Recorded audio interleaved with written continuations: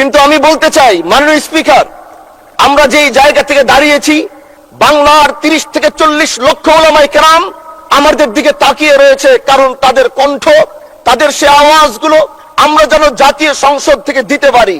তার মধ্যে অন্যতম একটি হলো মা কানা মুহাম্মাদুন আবা আহাদিম মির রিজালিকুম ওয়ালাকির রাসূলুল্লাহি ওয়া খাতামান নাবিয়্যিন ওয়া কানা আল্লাহু বিকুল্লি শাইইন আলিমা। আপনি জানেন, নবীর পরে আল্লাহ নবী হচ্ছে আমার ইমানের অংশ, আমার ইমানের পার্ট। তিনাকে ভালোবাসা, তিনার উপর ইমান, এটা আমার ইমানের অংশ। তিনি আমার শেষ নবী, যেটা কোরআন ঘোষণা দিয়েছে। নবীও বলেছে আনা খাতামুন নাবিয়্যিন আলা নাবিয়্যা বাদি, আমি শেষ নবী, আমার পরে কোনো নবী আসবে না।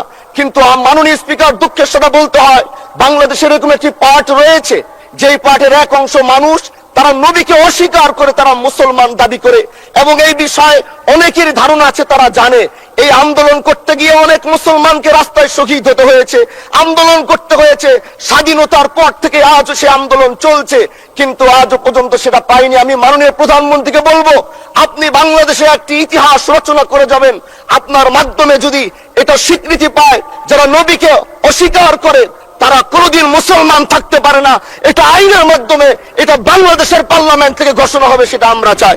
মাননীয় স্পিকার, আরেকটি কথা, আপনি জানেন আমরা আমাদের নবীকে সবচেয়ে বেশি ভালোবাসি, যিনি আখিরি নবী, যাকে বলা হয়েছে ওয়ামা আরসালনাকা ইল্লা রাহমাতাল লিল আলামিন। আমরা বারবার দেখছি কিছুদিন পর পর কারা যেন কিভাবে এসে আল্লাহ নবীর শানে কটূক্তি করে, নবীকে নিয়ে অশ্লীল ভাষায় গালিগালাজ করে, নবীর শানে কটূক্তি করে। এই আন্দোলন, এই সংগ্রাম করতে গিয়ে আপনিও মাননীয় স্পিকার দেখেছেন, রাস্তাঘাটে আন্দোলন করতে গিয়ে কত মানুষ মৃত্যুবরণ করেছে। যদি একবার বাংলাদেশের আইনে, কারণ মুসলমান যদি আমাদের বাংলাদেশের পার্সেন্টেজ অনুযায়ী আমাদের অবশ্যই মুসলমানদের সংখ্যা এই দেশে অনেক বেশি। আমরা তো অন্য কিছু চাচ্ছি না।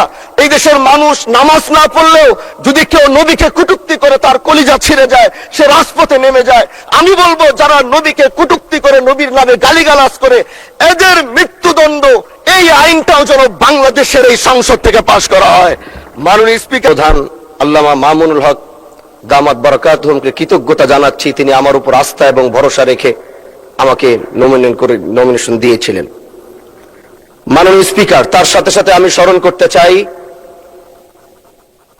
আমি যে আসন থেকে নির্বাচিত হয়েছি, সেই আসন থেকে বাংলার ঐতিহাসিক একজন নক্ষত্রের জন্ম হয়েছিল,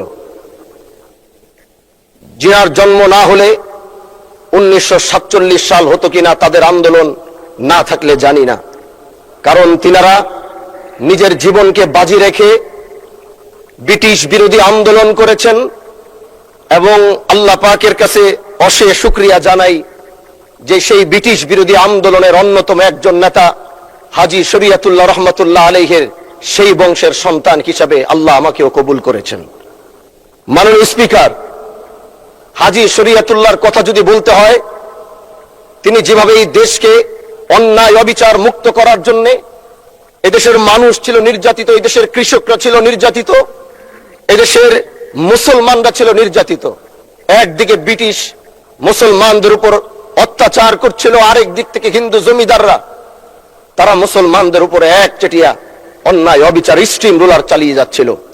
তখনই এই বাংলার বুকে হাজী শরীয়তুল্লাহর আগমন হয়, এবং তিনি ইনসাফ প্রতিষ্ঠার যে সংগ্রাম শুরু করেছিলেন, সেই সংগ্রামের মধ্য দিয়ে আসে 1947 সাল।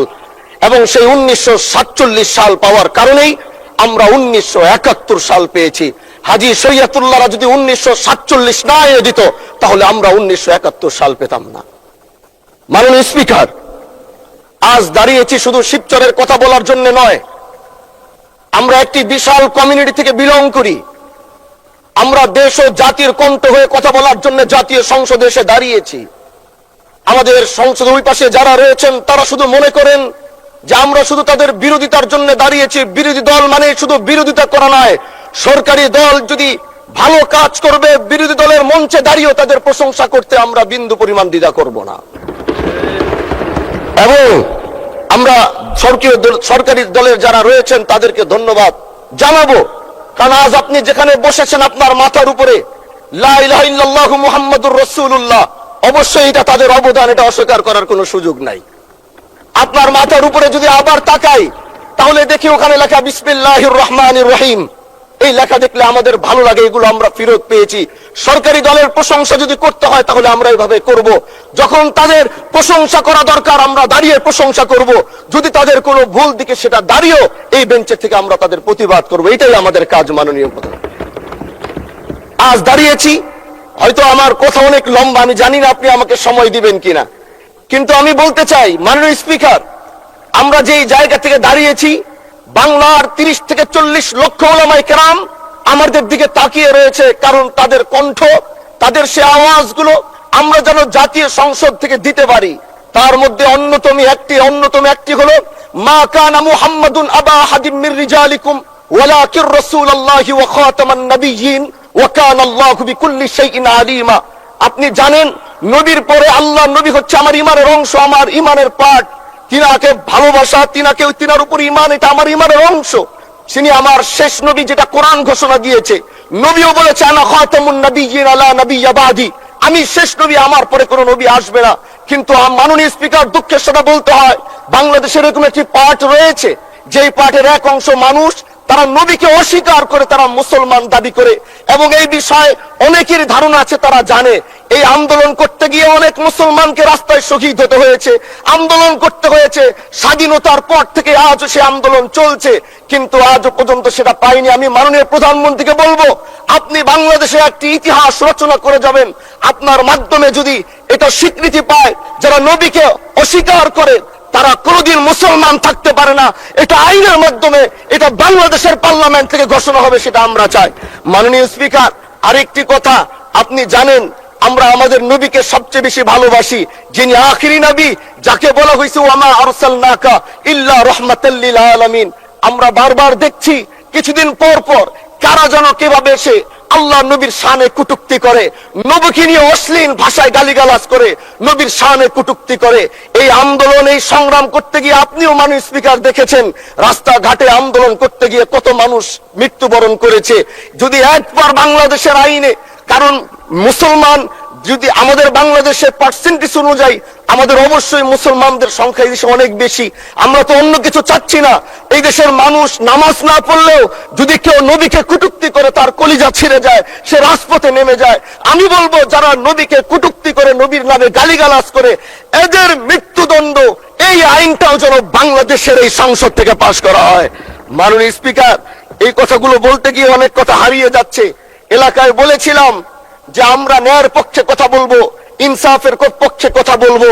তখন অনেকে হাত ধরে বলেছিল, হামজালা ভাই জাতীয় সংসদে যখন যাবেন একটু বললেন হাদি হত্যার বিচারটা যেন হয়। জি 2 মিনিট বাড়ানো হলো, আরো বলেন। আজকে যে সন্তানটা ন্যায়ের পক্ষে কথা বলেছিল, ইনসাফের আওয়াজ দিয়েছিল, আমাদের মতোই যুবক, মাননীয় স্পিকার, তিনি এই যে স্বপ্ন বলেছিল এক সুন্দর বাংলাদেশ করবার, রাস্তার ভিতরে সেই স্বপ্ন থামিয়ে দেওয়া হয়েছে। এই বিচার যদি না হয় তাহলে আমাদের মতো আন্দোলনের নিরাপত্তাও রাস্তায় কেউ দিতে পারবে না। মাননীয় স্পিকার, এজন্য আপনার মাধ্যমে আমি বলতে চাই, হাদি হত্যার বিচার যেন সুনিশ্চিত করা হয় মাননীয় স্বরাষ্ট্রমন্ত্রীর মাধ্যমে। মাননীয় স্পিকার, আর একটি কথা, আমি আর বেশি লম্বা দীর্ঘ আলোচনা করব না। আমার এলাকার মাদক নিয়ে বড় মুশকিলে আছি, প্রশাসনের সেই সহযোগিতা আমি পাচ্ছি না। একদিক থেকে আমি নিজে মাদক বিরোধী সংগ্রামে নিজে রাস্তায় নেমে মাদকের বিরুদ্ধে আমি নিজে অভিযান চালিয়েছি। এবার তাদেরকে একদিক থেকে ধরে যখন প্রশাসনের কাছে ইয়াবা সহ গাঁজা সহ দেওয়া হয়, তখন তারা একদিক থেকে আসে, কোর্টে চালান করে দেয়। একদিক থেকে গোটা দেশ বলছে এই দেশ মাদক মুক্ত করতে হবে, আরেক দিক থেকে যখন তাদেরকে আমরা কোর্টে চালান করছি, 3 দিন থেকে 4 দিনের মাথায় জামিন নিয়ে এলাকায় এসে আবার মাদক ব্যবসা করছে। এজন্য মাননীয় আইনমন্ত্রীকে বলবো, আপনি এই ইয়াবা গাঁজা যেই বড় বড় নেশাগুলো আমাদের দেশে বেশি সচরাচর চলছে, এই বিষয়ে আইনটাকে আরেকটু মজবুত যদি করবেন, তাহলে আমরা মনে করব আমরা এই দেশ, এই সমাজটাকে আমরা হয়তো আগামীর বাংলাদেশ, আগামীর যারা যুবক, মাননীয় স্পিকার আপনার খারাপ লাগবে, যুবকগুলো গ্রামের তারা ধ্বংস হয়ে যাচ্ছে। আমাদের চোখের সামনে যখন একজন যুবক ধ্বংস হয়ে যায়, এটা অন্যরা মেনে নিতে পারলেও আমাদের পক্ষে মারা বড় কষ্ট হয়ে যায়। আমরা দেশটাকে বাঁচাতে চাই, আমরা আগামীতে ওরকম কিছু যুবক তৈরি করতে চাই যারা নেশা ধরবে না, তারা পড়াশোনা করবে, তারা দেশের জন্য ফিকির করবে। মাননীয় স্পিকার, আমি সত্যের পক্ষে থাকব, আমি অন্যায়ের বিরুদ্ধে সোচ্চার থাকব, আমি গণমানুষের কণ্ঠ হয়ে করব। আমি এমন ধন্যবাদ মাননীয় সদস্য, অসংখ্য ধন্যবাদ।